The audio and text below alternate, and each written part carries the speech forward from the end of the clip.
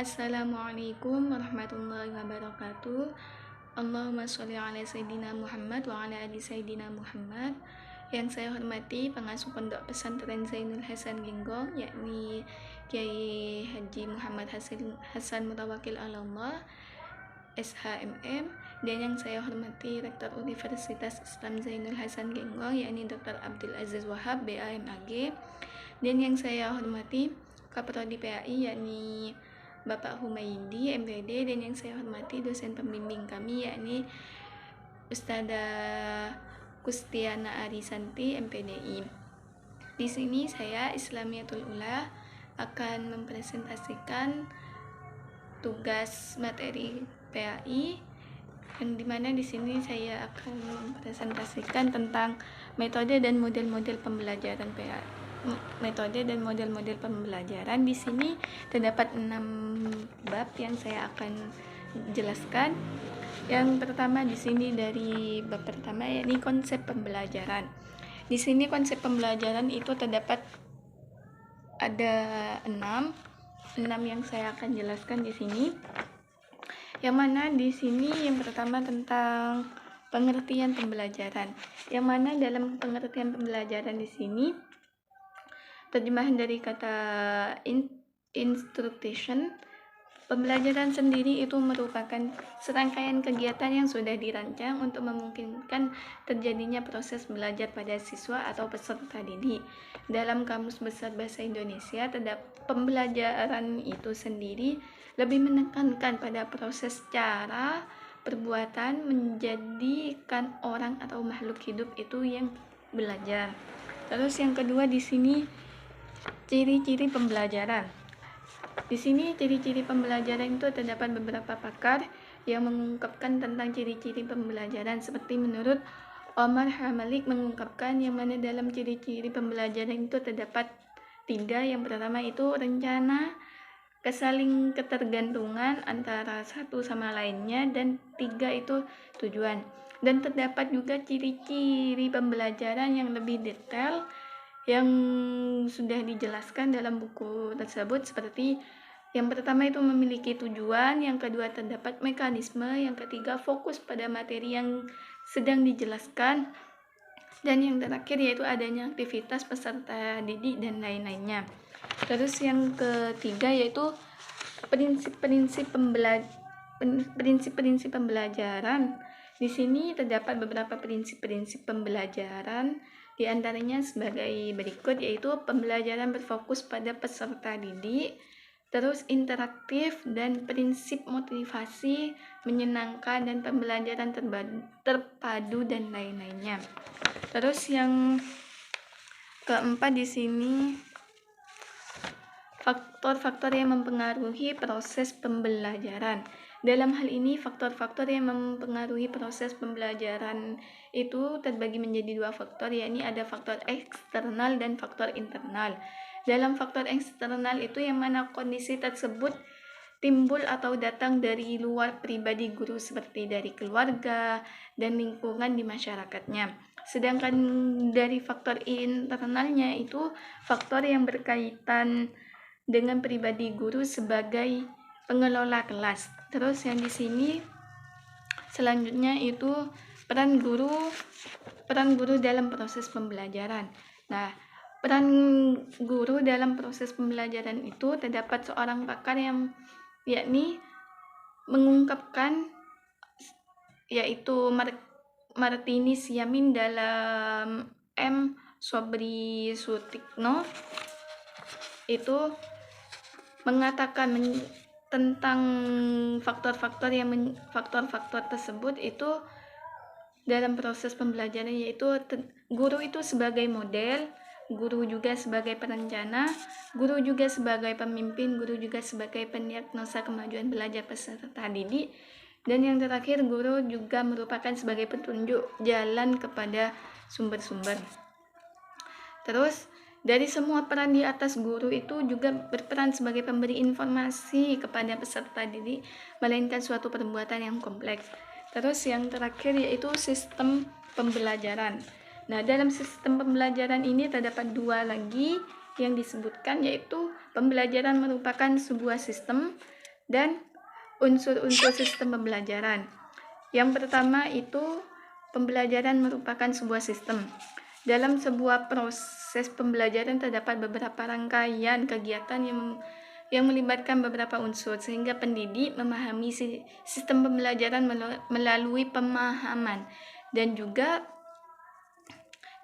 membentuk sistem yang memiliki ciri saling ketergantungan untuk mencapai suatu tujuan. Terus yang terakhir yaitu unsur-unsur sistem pembelajaran. Unsur-unsur sistem pembelajaran itu terdapat pendekatan sistem pembelajaran, terdapat satu kesatuan dari unsur-unsur pembelajaran yang tidak bisa dipisahkan antara satu dengan yang lainnya. Seperti menurut pakar, yakni Sobri Sutikno, menyebutkan adanya tujuan pembelajaran dan materi pembelajaran, kegiatan pembelajaran, metode pembelajaran, media pembelajaran, sumber belajar, dan evaluasi. Metode pembelajaran itu terdapat 4 yang nantinya akan saya jelaskan, yaitu pengertian metode pembelajaran, terus keefektifan penggunaan metode pembelajaran, terus yakni faktor-faktor yang mempengaruhi dalam metode pembelajaran, dan yang terakhir macam-macam metode dapat dipakai dalam proses pembelajaran. Dari yang pertama yaitu pengertian metode pembelajaran. Pengertian metode pembelajaran itu merupakan cara-cara menyajikan materi pembelajaran yang dilakukan oleh pendidik agar terjadi proses belajar pada peserta didik dalam upaya mencapai tujuan. Metode ini juga berkaitan langsung dengan usaha-usaha seorang guru dalam menampilkan pembelajaran yang diajarkan terhadap peserta didik yang sesuai dengan situasi dan kondisi yang bisa mencapai tujuan pembelajaran yang optimal. Terus yang kedua yakni keefektifan penggunaan metode pembelajaran. Dari keefektifan penggunaan metode pembelajaran harus ada kesesuaian antara metode dengan semua komponen-komponen pembelajaran yang telah diprogramkan menjadi suatu kesatuan pembelajaran yang sudah tertulis. Makin efektif pembelajaran tersebut apabila metode yang digunakan tepat.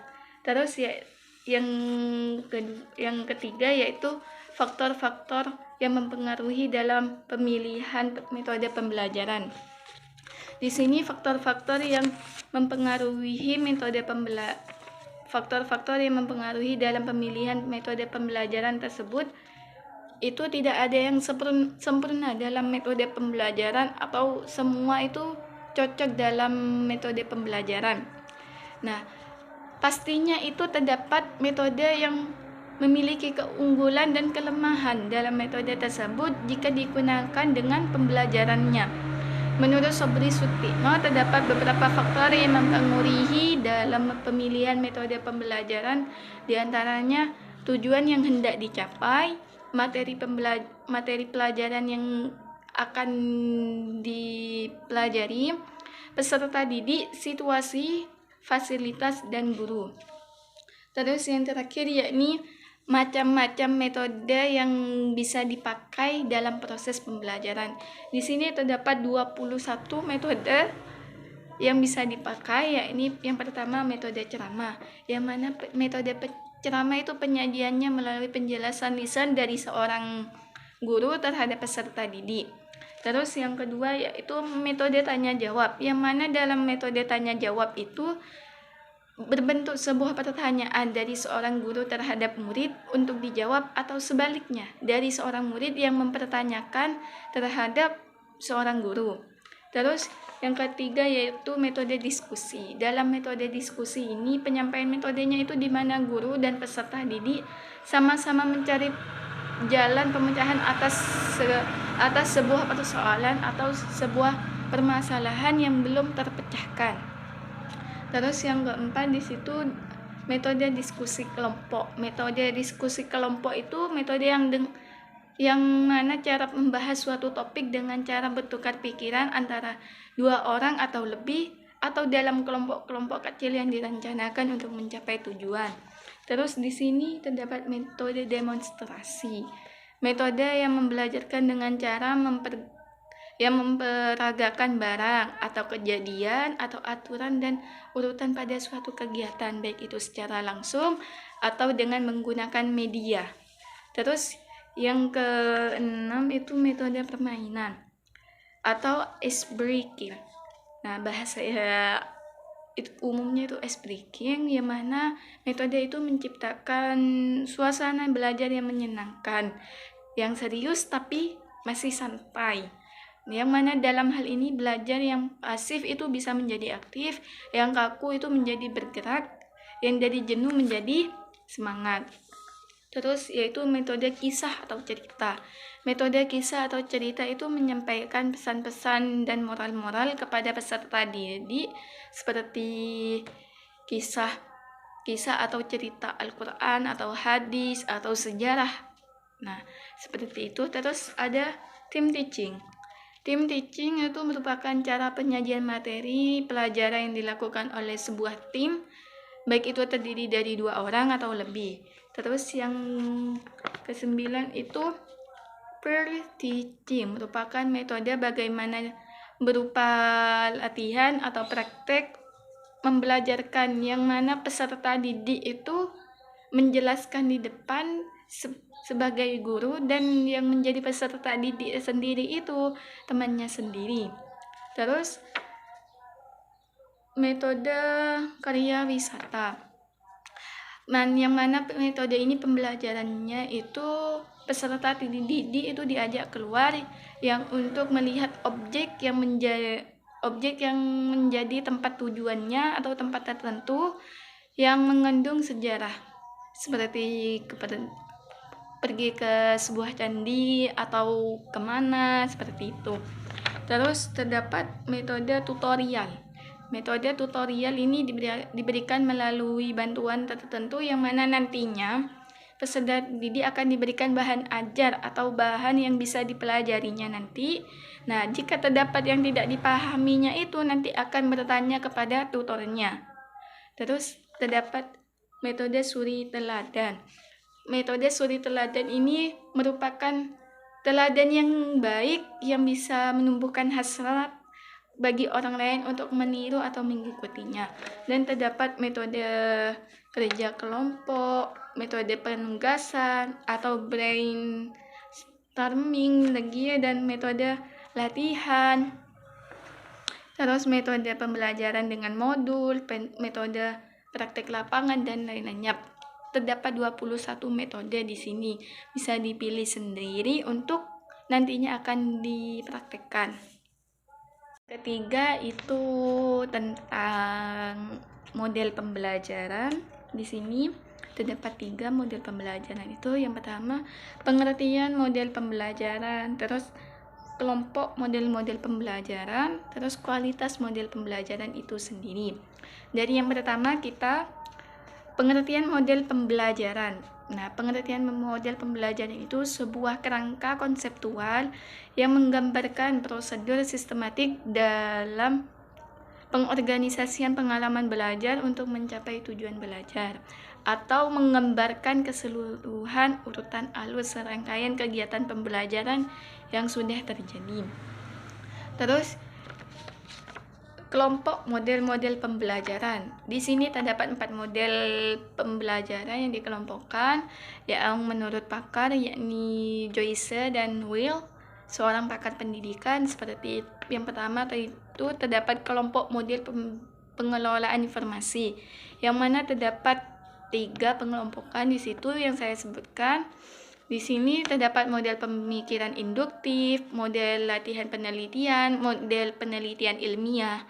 Terus yang kedua, kelompok model personal. Nah, kelompok model personal itu juga dibagi lagi, yang mana situ terdapat model pengajaran tanpa arahan, yang mana di situ berjalan sendiri tanpa ada arahan. Terus ada model pertemuan kelas dan model sinektik. Terus yang ketiga yaitu model interaksi sosial, yang mana model interaksi sosial itu model investigasi kelompok. Terus ada model simulasi sosial, ada model bermain peran. Terus yang terakhir yaitu kelompok model behavioral atau berhubungan dengan tingkah laku. Model itu terdapat model kontrol diri, model relaksasi, dan model pengurangan tekanan. Dan yang terakhir itu kualitas model pembelajaran. Nah, kualitas model pembelajaran itu bisa dinilai dengan berdasarkan efektivitasnya dalam meningkatkan proses dan hasil pembelajaran, dan juga terdapat dua aspek dalam hal ini, yakni aspek proses mengacu dan aspek produk mengacu. Yang mana jika dari kedua aspek ini diupayakan sungguh-sungguh dan menghasilkan sesuatu yang baik dan berkualitas pastinya. Yang keempat di sini berbagai model pembelajaran.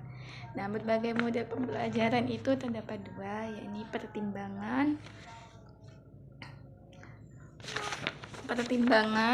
dan dalam memilih model pembelajaran dan berbagai model pembelajaran di sini.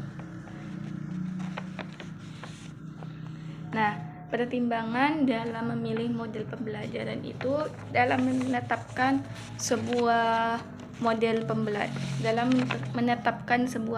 pembelajaran itu bukan tujuan untuk menyesuaikan dengan model atau karakter. Hendaknya model itu menjadi variabel dependen yang dapat merubah dan berkembang sesuai kebutuhan, atau keefektifan penggunaan model harus sesuai antara model dengan semua komponen pembelajaran. Dan yang kedua yaitu berbagai model pembelajaran. Di sini berbagai model pembelajaran itu terdapat 23 model pembelajaran di sini. Nah, berbagai model pembelajaran ini dimaksud untuk membantu jenis belajar yang dilaksanakan, berbagai gaya belajar yang mana nantinya terdapat yang cocok terhadap model pembelajaran tertentu. Di sini terdapat sebagian yang saya sebutkan. Di sini terdapat model bermain peran, terus ada model investigasi kelompok, ada model penelitian sosial, ada model latihan laboratoris, ada model jigsaw dan model penelitian jurisprudensial dan lain-lainnya di sini. Terus yang kelima yaitu PAIKEM atau pembelajaran aktif, inovatif, kreatif, efektif, dan menyenangkan. Di sini terdapat 4 yang akan dijelaskan, yang mana pertama di sini pengertian dan tujuan PAIKEM. Pengertian dan tujuan PAIKEM itu merupakan pendekatan membelajarkan yang digunakan bersama model atau metode tertentu dalam berbagai media pembelajaran yang disertai penataan lingkungan sedemikian rupa agar proses pembelajaran itu menjadi aktif dan inovatif. Nah, PAIKEM itu sendiri juga membantu peserta didik mengembangkan kemampuan berpikir tahap tinggi, berpikir kritis dan kreatif. Terus di sini ada penjabaran istilah PAIKEM.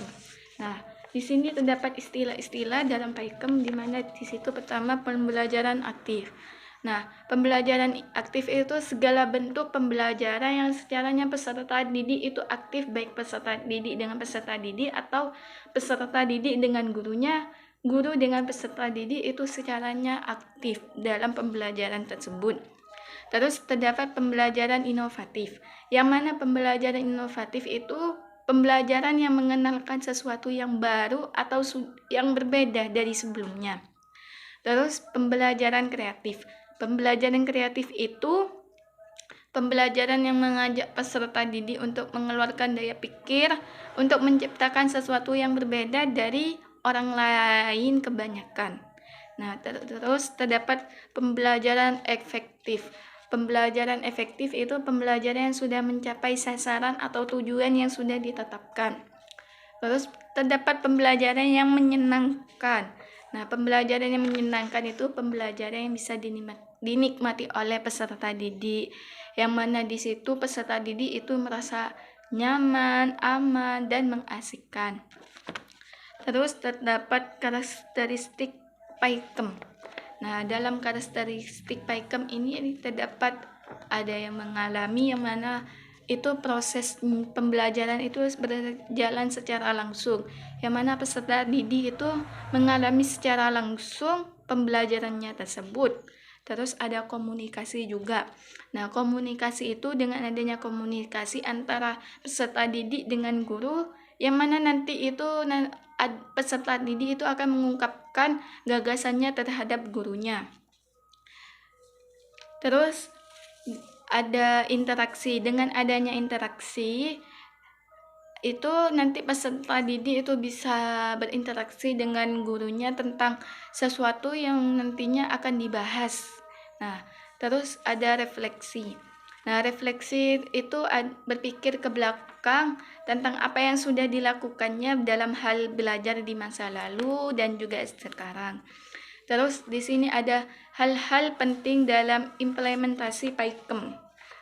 Hal-hal implementasi PAIKEM itu yang mana memahami sifat yang dimiliki peserta didik, memahami perkembangan kecerdasan peserta didik, mengenal peserta didik secara perorangan.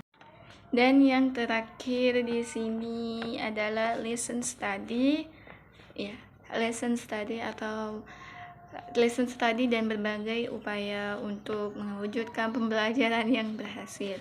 Dalam lesson study di sini terdapat dua, yaitu lesson study sebagai model pembinaan guru dan lesson study berbagai upaya untuk mewujudkan pembelajaran yang berhasil. Nah, dalam lesson study sebagai model pembinaan guru itu terdapat pengertian dan urgensi lesson study. Nah, lesson study itu merupakan model pembinaan profesi pendidik melalui pengkajian pembelajaran secara kolaboratif dan berkelanjutan. Tujuan dari lesson study sendiri itu untuk melakukan pembinaan profesi pendidik secara berkelanjutan agar terjadi peningkatan profesionalisme pendidik secara terus-menerus. Dan terdapat tahapan penyelenggaraan lesson study. Dalam proses penyelenggaraan terdapat 3 tahapan, yakni ada tahap perencanaan, ada tahap implementasi dan observasi, dan yang terakhir itu ada tahap refleksi. Terus yang kedua yaitu berbagai upaya untuk mewujudkan pembelajaran yang berhasil. Nah, untuk mewujudkan pembelajaran yang berhasil itu ada beberapa upaya yang harus dilakukan, diantaranya ada proses pembelajaran yang wujudkan pembelajaran aktif, inovatif, kreatif, efektif, dan menyenangkan. Dan juga terdapat motivasilah peserta didik kamu sendiri atau sampean atau siapapun dalam mewujudkan sesuatu. Motivasilah. Terus ada wujudkan suasana demokratis di dalam kelas dan gunakan dan variasikan metode atau model pembelajaran. Nah, kurang lebihnya seperti itu dari saya dalam menjelaskan metode dan model-model pembelajaran. Kurang lebihnya mohon maaf. Assalamualaikum warahmatullahi wabarakatuh.